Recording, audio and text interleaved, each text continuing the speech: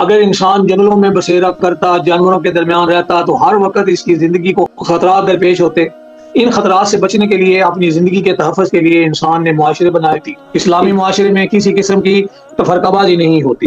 اتنی اموات شاید قدرتی عوامل سے نہیں ہوئی یا قدرتی حادثات سے نہیں ہوئی، اپنے طور پہ جو حالات کا شکار نہیں ہوئے، جغرافیائی طور پر ایڈجسٹمنٹ نہ ہونے سے اتنی اموات نہیں ہوئی جتنی انسانوں نے باہم جنگ و جدل میں ایک دوسرے کو تباہ کیا اور مارا۔ رکھ لیں کہ پہلی بات تو یہ ہے کہ اسلام میں کسی انسان کو کسی دوسرے انسان پر حق حکومت، اختیار، اقتدار اور طاقت حاصل نہیں ہے۔ حکمرانی کا حق صرف اور صرف اللہ کو ہے۔ کوئی انسان دوسرے انسان سے بالا تر نہیں ہے۔ کون ہوتے ہیں مشرکین؟ وہ لوگ جنہوں نے من الذین فرقوا دینہم، اپنے دین میں تفرقے بنا لیے، فرقے فرقے ہو گئے، پارٹیاں بنا لی، اور پھر گروہ گروہ ہو گئے، پارٹیوں فرقوں کی بنیاد پر اپنی اپنی پارٹیاں تشکیل دے لی۔ اس کا نتیجہ کیا نکلتا ہے؟ ہر گروہ جو اس کے پاس ہے اسی میں مگن رہتا ہے اور یہ سمجھتا ہے کہ ہم تو جنتی ہیں، باقی سارے جہنمی ہیں۔ ولولا كلمة سبقت من ربك لقضي بينهم فيما فيه يختلفون۔ مخلوق کے لیے بھی ایک وقت مقرر کیا ہوا ہے۔ قوموں کے عروج و زوال کے سلسلے میں کس قوم کو کتنا سر بلند کرنا ہے اور کیسے گرنا ہے، اس کے لیے اللہ تعالیٰ نے قوانین بنائے ہوئے ہیں۔ جو جو ان قوانین کی پاسداری اور پابندی کرتا ہے وہ بلندی اور ارتقاء کی طرف جاتا ہے، اور جو ان کی خلاف ورزی کرتا ہے وہ نابود ہو جاتا ہے۔ اللہ انبیاء کو، نبیوں کو، رسولوں کو جو اللہ کریم نے کتاب، حکمت اور نبوت سے نوازا، وہ یہ نہیں کہتے تھے کہ تم ہماری بندگی کرو، ہماری پوجا کرو، ہماری پرستش کرو۔ وہ تو پابندی کرواتے تھے اور خود بھی پابندی کرتے تھے اللہ کے قانون کی۔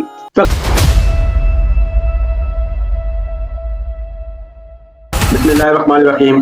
السلام علیکم، میں محمد یوسف ہوں۔ آپ مجھے اور نظر یاد خان صاحب کو یوٹیوب چینل پر دیکھ رہے ہیں۔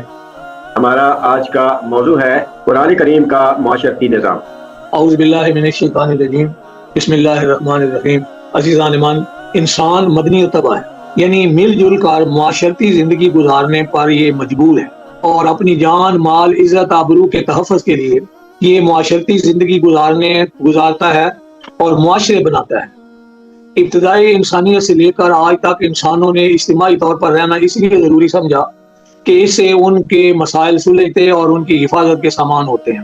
اگر انسان جنگلوں میں بسیرا کرتا، جانوروں کے درمیان رہتا، تو ہر وقت اس کی زندگی کو خطرات درپیش ہوتے۔ ان خطرات سے بچنے کے لیے، اپنی زندگی کے تحفظ کے لیے انسان نے معاشرے بنائے۔ ابتدا گھر سے ہوئی، خاندان اور قبیلوں سے ہوئی، پھر بڑھتے بڑھتے شہر بنے، شہروں سے ملک بنے، اور آج کی دنیا کا جو نقشہ آپ کے سامنے ہے، یہ بتدریج انسان اس مقام تک پہنچا اور اب مختلف انتظامات کیے گئے۔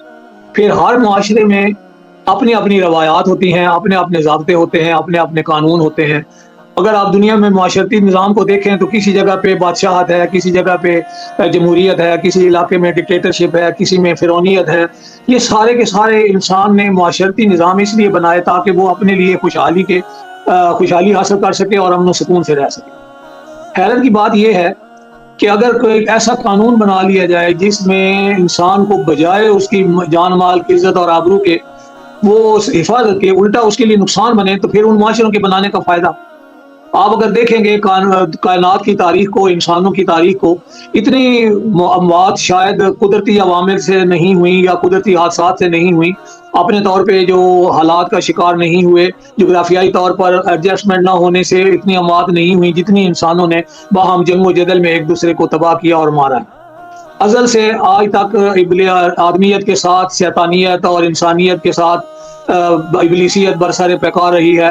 ہمیشہ سے آزاد اور غلام آپس میں لڑتے جھگڑتے رہے ہیں، اور ہٹلر اور یہ نمرود، حامان وغیرہ، یہ فرعون، یہ سارے کے سارے، یہ چنگیز خان، ہلاکو خان، یہ جتنے بھی گزرے ہیں سارے انسانیت کی تباہی کے سامان کرتے رہے۔ آج کی مہذب دنیا میں دیکھ لیں کہ جتنا نقصان شاید صدیوں پہ پھیلی ہوئی انسانی تاریخ میں ہاتھوں سے، تلواروں سے نہیں ہوا ہوگا، جتنا 2 بم گرنے سے جناب ہیروشیما اور ناگاساکی کے آثار، کھنڈرات اور ان کی زمینیں آج بھی نوحہ کنا ہیں، اور بتا رہی ہیں کہ انسان نے اپنے اعمال سے، اپنے کردار اور اپنے کرتوتوں سے کس طرح زندگی کو 2 بھر کر دیا، اور کس طرح اس کو جہنم قدا اور آگ کا ایندھن بنا کر رکھ دیا ہر چیز کو۔ انسانی اموات، اب میں نے کہنا یہ تھا کہ انسان نے معاشرے تو بنائے، لیکن معاشروں کے لیے قانون اپنے طور پہ بنا لیے، اور اس میں پھر کچھ شیطانی قوتوں نے، ابلیسی قوتوں نے اپنے مفادات کو سامنے رکھ کر اپنے لیے مناپلی کا نظام بنا لیا، اپنے لیے ایسے قانون بنا لیے جس نے انسانیت کو تباہی سے دوچار کر رکھا ہے۔ لیکن اللہ تعالیٰ نے اپنی مخلوق کو بے رحم یہ آزاد نہیں چھوڑا، اس طرح سے کسی دوسروں کے رحم و کرم پر نہیں چھوڑا۔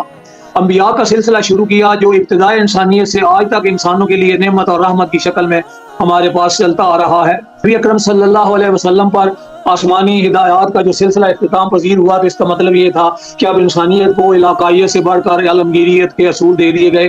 اب قیامت تک انسانوں نے اسی رسول پر چلنا اور اسی دین کو اپنانا ہے اور اسی میں ان کی فلاح اور نجات ہے۔ اب ختم نبوت کا مطلب یہ ہے کہ جو اسلام نے نقشہ پیش کیا ہے، جو نبی اکرم صلی اللہ علیہ وسلم نے اپنا اسوہ حسنہ پیش کیا ہے، وہ انسانیت کے لیے کافی اور شافی ہے۔ نبی اکرم صلی اللہ علیہ وسلم کے طریقوں میں کامیابی اور غیروں کے طریقے میں ناکامی، یہ بنیادی اصول ہے اس بات کا۔ اور اگر انسان ان کو پرکھ لے اور آج بھی جہاں بھی جس نے بھی اس قانون کو نافذ کرنا ہے وہ اس کی برکات کو ملاحظہ کر سکتا ہے اور ان برکات سے مستفید اور فیض یاب ہو سکتا ہے۔ یہی ہمارے دکھوں کا مداوا اور یہی ہماری پریشانیوں کا حل ہے۔ ان چند تمہیدی باتوں کے بعد آپ دیکھیں گے کہ اسلامی ہر معاشرے کی اپنی خصوصیت ہوتی ہیں، جس میں ہر علاقے کی اپنی روایات ہوتی ہیں۔ اسلام جو معاشرہ تشکیل دیتا ہے اس کی بنیادی خصوصیت یہ ہے کہ ہر انسان کو یکساں طور پر واجب و تکریم اور قانون کے مطابق ہر ایک کو برابری اور عدل و انصاف کا حصول ممکن ہوتا ہے۔ ہر بندے کو احترام دیا جاتا ہے۔ لقد کرمنا بنی آدم کی تصویر ہوتی ہے اس کے اندر، اور انسان کی جو خوابیدہ صلاحیتیں ہوتی ہیں ان کی نمود کا سامان اور ارتقاء اور ترقی اور ارتقاء اور بلکہ اس کی ابتدا اور بقا جو ہے اس سب کا انحصار ان قوانین پہ ہوتا ہے جن کو اپنانے سے تمیز بندہ و آقا ختم ہو جاتی ہے، جس میں مالک اور مزدور سارے ایک صف میں کھڑے ہو جاتے ہیں اور جہاں ہر ایک کے لیے یکساں طور پر سہولیات ہوتی ہیں۔ اسلامی معاشرہ جس میں ہر قانون سب کے لیے یکساں اور کوئی اسے مستثنا نہیں ہوتا، نہ بڑا نہ چھوٹا، نہ کوئی پرہیزگار اور نہ کوئی گناہ گار، ہر ایک اس کے اندر برابری کا حق رکھتا ہے اور ہر ایک کو جینے کا یکساں طور پر موقع ملتا ہے۔ ان سب باتوں کے بعد اب ہم آتے ہیں اس بات کی طرف کہ اسلامی معاشرے کی وہ کون سی خصوصیات ہیں جو دوسروں سے اسے ممتاز کرتی ہیں، اور وہ کون سی خصوصیات ہیں جن سے اسلامی معاشرہ تشکیل پاتا ہے۔ آپ بنیادی طور پر یاد رکھ لیں کہ پہلی بات تو یہ ہے کہ اسلام میں کسی انسان کو کسی دوسرے انسان پر حق حکومت، اختیار، اقتدار اور طاقت حاصل نہیں ہے۔ حکمرانی کا حق صرف اور صرف اللہ کو ہے، باقی سارے اس کے احکام کے پابند ہیں اور ان کی پابندی ان کو معاشرتی زندگی میں بھی کرنی ہوتی ہے۔ طبی طور پر تو ویسے ہی اللہ کے قانون کار فرما اور جاری ساری ہیں، اور کسی کے اندر یارائے سرکشی اور مجال سرتابی نہیں ہے۔ ہر چیز اپنی اپنی تسبیح اور صلاح سے آگاہ اور اپنے اپنے فرائض منصبی ادا کر رہی ہے۔ انسان اپنی دنیا میں ان قوانین کو اپنا کر ایسا معاشرہ تشکیل دے سکتا ہے جس میں اللہ کے قانون کا نفاذ ہو۔ اگر آگے چل کر آپ دیکھیں گے تو پاکستان کا قیام اسی بنیاد پر تھا کہ یہاں ہم وہ اس نظام نافذ کریں گے جو قرآن کریم کے اندر موجود، قرآن کریم کی شکل میں ہمارے پاس جو دستور موجود ہے اس کے نفاذ کے لیے یہ علیحدہ خطہ زمین حاصل کیا گیا تھا۔ بہرحال حاصل ہوا یا نہ ہوا یہ الگ بات ہے، ہم نے اس کے ساتھ جو حشر کیا وہ ایک داستان ہے المناک۔ دیکھنا یہ ہے کہ اسلامی معاشرہ کن کن خصوصیات کا حامل اور کن کن اقدار کا حامل ہوتا ہے، تاکہ اگر کوئی قسمت ہماری یاوری کرے تو ہمیں پتہ ہو کہ اسلامی معاشرے کی بنیادی خصوصیات کیا ہوتی ہیں۔ ابتدا ہم کرتے ہیں اس بات سے کہ اسلامی معاشرے میں ہم سب سے پہلے یہ دیکھتے ہیں کہ اس میں وحدت انسانیت ہوتی ہے۔ کوئی انسان دوسرے انسان سے بالا تر نہیں ہے، ساری انسانیت ایک امت ہے۔ لقد کرمنا بنی آدم، یہ ایک بات یاد رکھنی ہے۔ اور اس کے بعد کچھ یہ بات کہ ابتدا میں اللہ تعالیٰ نے تو انسان کو ایک ہی نوعیت کے مطابق رکھا یا سب کو یکساں مقام دیا۔ ابتدا کرتے ہیں 10/19 سے۔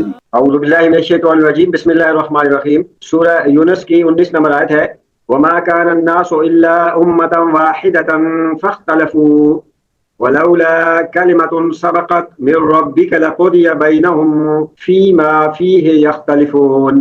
دیکھیں یہاں پہ آگے پیچھے منافقین کی اور کافروں کی، مشرکین کی باتیں ہو رہی ہیں، ان کی باتیں سمجھائی جا رہی ہیں کہ انسان نے اللہ کو چھوڑ کر کن کن آستانوں کو پکڑا ہوا ہے۔ لیکن اللہ تعالیٰ فرما رہے ہیں اس آیت کریمہ میں، سورۃ یونس کی آیت نمبر 19، تمام لوگ ایک ہی امت کے تھے۔ ہم نے ساری کائنات کے تمام انسانوں کو ایک ہی امت بنایا تھا اور ان میں کسی قسم کا اختلاف نہیں تھا۔ پھر انہوں نے اختلاف کر لیا، میری تیری کے جھگڑے بعد میں ہوئے، کوئی چھوٹا بن بیٹھا، کوئی بڑا بن بیٹھا، کچھ جو عقل مند زیادہ بنے اور ہوشیار بنے اور جو طاقتور بنے، انہوں نے کمزوروں کو اپنا محکوم بنا کے اپنا غلام بنا لیا۔ اگر اللہ کے قانون کے اندر ایک بات مقرر نہ کی ہوتی، اللہ نے اپنے قانون بنائے ہوئے ہیں اور ان کے مطابق ساری کائنات چل رہی ہے۔ اگر ہر چیز کو یکساں طور پہ تباہ کرنا مراد ہوتا، بھائی فوری طور پہ اس کا انجام دے دیا جائے، تو یہ اللہ جانتا ہے اپنی مصلحتوں کو۔ اگر ایک بات طے نہ ہوئی ہوتی، اللہ کے قانون میں یہ بات مقرر نہ ہوئی ہوتی جو اللہ تعالیٰ نے پہلے سے مقرر کر رکھی ہے، تو یہ لوگ جو جس چیز میں فیصلہ کر رہے اختلاف کر رہے ہیں ان کا قطعی طور پر فیصلہ ہو چکا ہوتا۔ بہرحال یہ ہے کہ اتمام حجت سے پہلے اللہ تعالیٰ کسی کو عذاب نہیں دیتے، انسانوں کو موقع دیا جاتا ہے اس پہ عمل کرنے کا۔ مخلوق کے لیے بھی ایک وقت مقرر کیا ہوا ہے، قوموں کے عروج و زوال کے سلسلے میں کس قوم کو کتنا سربلند کرنا ہے اور کیسے گرنا ہے، اس کے لیے اللہ تعالیٰ نے قوانین بنائے ہوئے ہیں۔ جو ان قوانین کی پاسداری اور پابندی کرتا ہے وہ بلندی اور ارتقاء کی طرف جاتا ہے، اور جو ان کی خلاف ورزی کرتا ہے وہ نابود ہو جاتا ہے۔ اللہ کریم کو کوئی بھی امت پیاری نہیں، ساری امتیں اس کی اپنی ہیں، ساری دنیا کے ابتدا تا انتہا انسان اس کی نظروں میں یکساں اہمیت کے حامل ہیں۔ اللہ تعالیٰ نے جو آزادی دے رکھی ہے، اختیار کی، ارادے کی جب آزادی ہے تو جو بھی اس کے قانون پہ عمل کرے گا وہی اس کا پیارا ہوگا، یہ یاد رکھنا ہے، موٹی سی بات۔ اب مزید ہم اسی سلسلے کی ایک اور آیت دیکھتے ہیں، 2/213 جی۔ بسم اللہ الرحمن الرحیم، سورہ البقرہ کی 213 نمبر آیت ہے، کان الناس امۃ واحدہ۔ قرآن کریم نے ان الفاظ میں، چند الفاظ میں پوری انسانیت کی تاریخ کو سمٹا دیا ہے۔ دراصل یہ سارے لوگ، تمام انسان ایک ہی امت تھے۔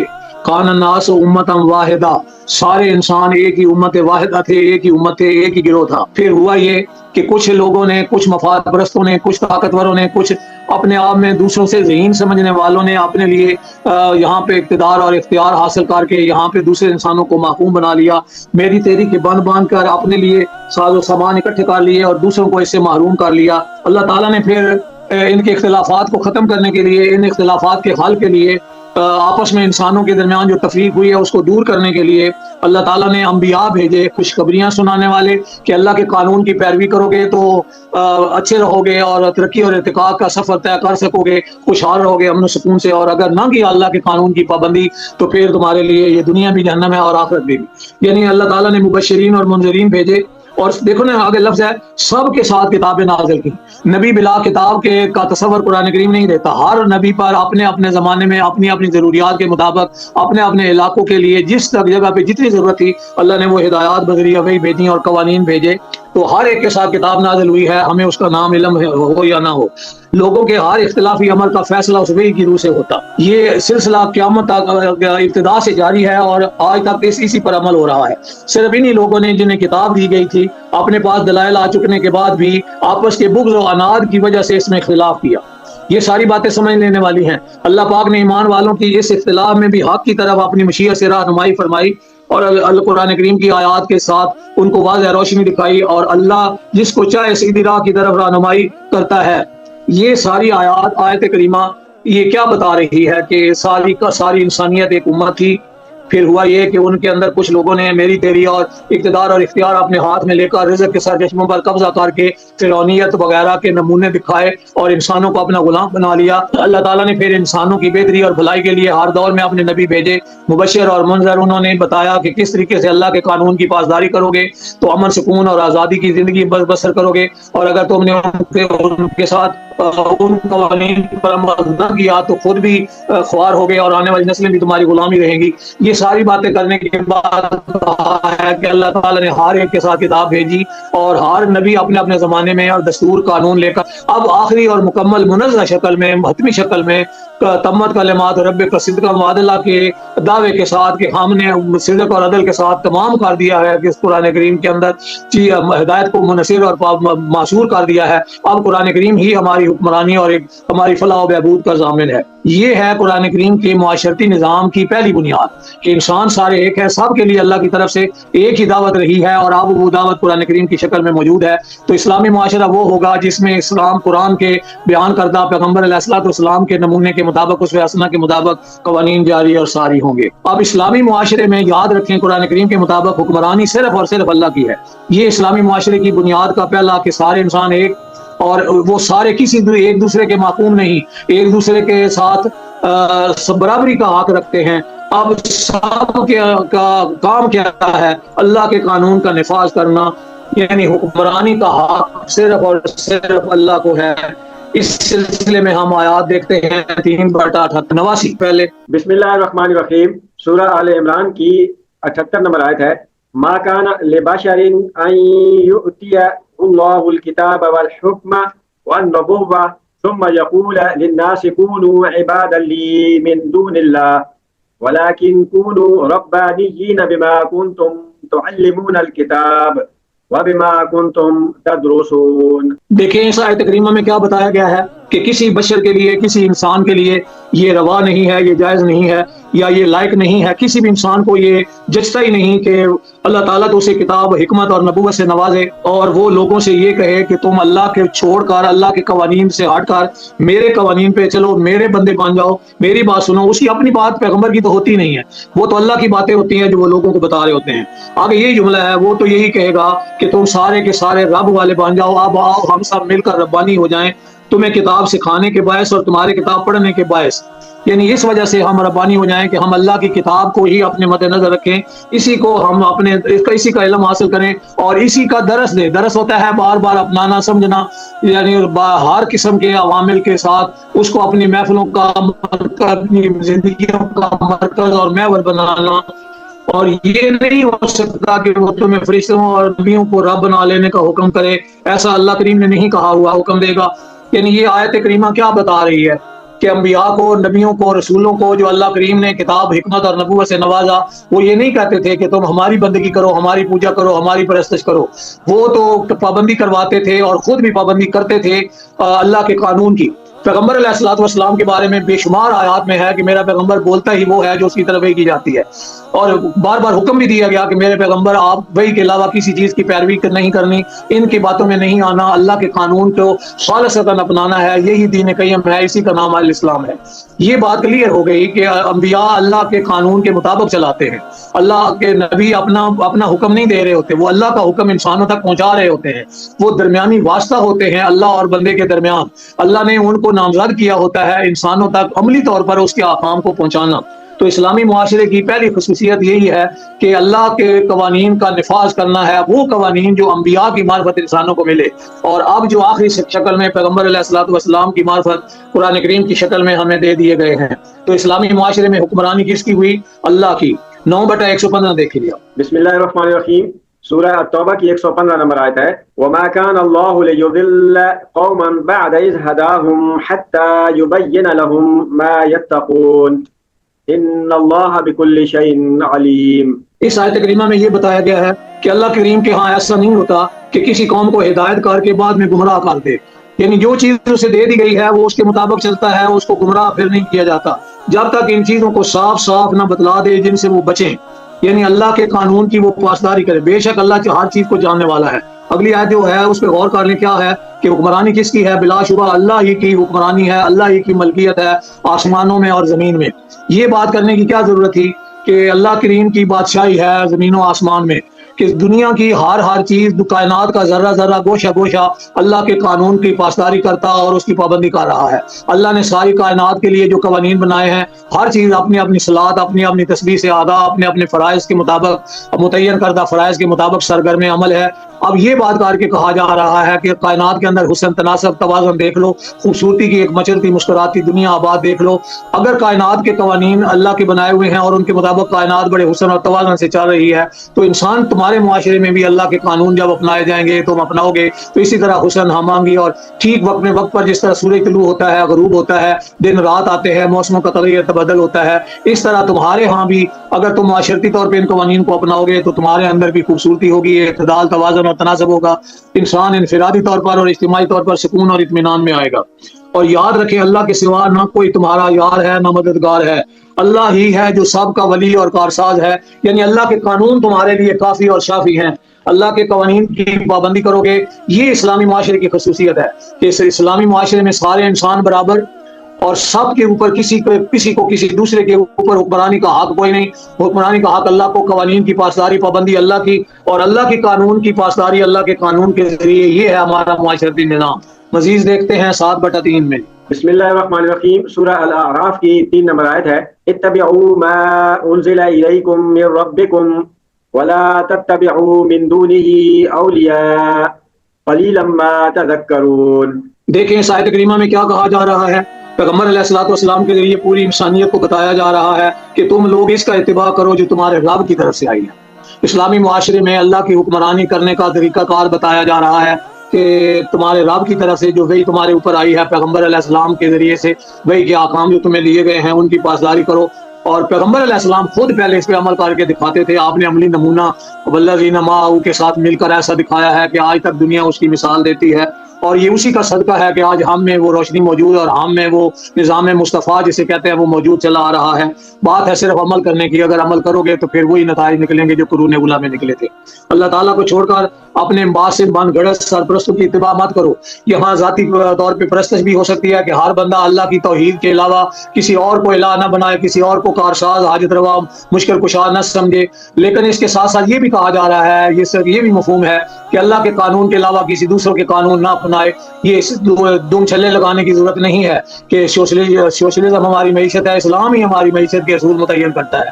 جمہوریت میں ہمارا سیاسی نظام ہے, ہماری سیاست جمہوریت ہے, تو یہ بھی غلط ہے.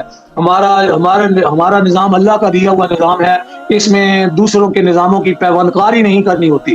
اگر کہیں کوئی اچھائی ہے تو اسی قرآن کریم کی دی ہوئی روشنی ہے, اور اگر کہیں کوئی بھلائی ہے تو اسی اللہ کے پیغمبر صلی اللہ علیہ وسلم کی دکھائی ہوئی روشنی ہے.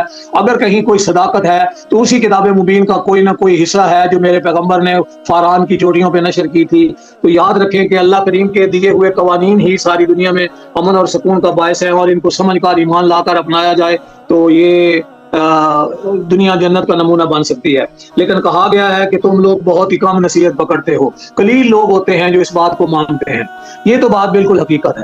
اکثریت انسانوں کی ہمیشہ اپنے مفادات کی اسیر رہی اور شیطانی خیالات کی پیروی کرتی رہی. کسی نے کسی پابندی کے ساتھ, خلوص کے ساتھ اگر عمل کیا ہے تو اس نے یقیناً نتائج دیکھے ہوں گے انفرادی اور اجتماعی طور پر. پھر اسلامی معاشرے میں کسی قسم کی تفرقہ بازی نہیں ہوتی.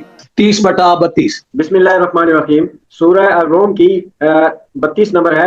31 بھی اس کے ساتھ ہی متعلقہ ہے کہ منیبین الیہ واتقوہ واقیموا الصلاۃ ولا تکونوا من المشرکین من الذین فرقوا دینہم وکانوا شیعا کل حزب بما لدیہم فرحون. عزیزان مان, اس آیت کو حرز جام بنانا چاہیے اور اس کے اوپر کیمپ لگا لینا چاہیے.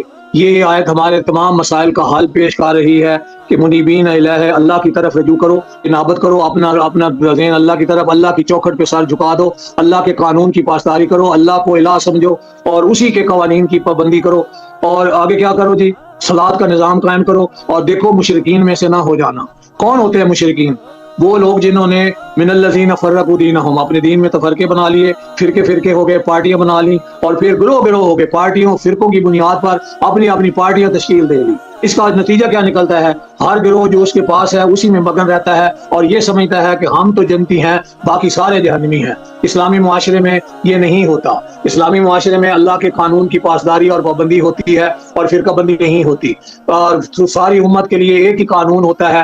تو یاد رکھیں, اسلامی معاشرے میں علاقائی, سیاسی, جغرافیائی اور کسی قسم کی مذہبی تفرقہ بازی نہیں ہوتی, گروہ بندیاں نہیں ہوتی. وہاں سندھی پنجابی بلوچ کے جھگڑے نہیں ہوتے, وہاں دیوبندی بریلوی اہل حدیث شیعہ سنی کے فسادات نہیں ہوتے. وہاں صرف اور صرف مسلمان بستے ہیں, اللہ کے قانون کے پاسداری کرنے والے بنتے ہیں, متقی مومن مسلم بستے ہیں, اور سب کا ایک ہی دستور ہوتا ہے کہ ہم پیغمبر علیہ الصلوۃ والسلام کے امتی ہیں, امت مسلمہ سے ہمارا تعلق ہے, اور ہم ایک اسلامی معاشرے کی تشکیل دینے والے, ہم ایک معاشرے میں رہنے والے سب کے سب برابر کے مسلمان ہیں. کوئی کسی سے بلند اور بالا تر نہیں ہے. اللہ کے پیغمبر کی سنت پر عمل کرتے ہوئے, ان کے طریقہ کار کو اپناتے ہوئے, اللہ کے قانون قرآن کریم کی پاسداری کے لیے اس کا نظام قائم ہو جائے تو پھر انسانیت کے لیے فلاح اور ترقی کے راستے کھول جائیں گے انشاءاللہ. آگے ہم اسلامی معاشرے کی مزید خصوصیات دیکھیں گے کہ اسلامی معاشرے میں اور کیا کیا خصوصیات ہوتی ہیں, تو انشاءاللہ پھر آگے خدمت ہوں گے.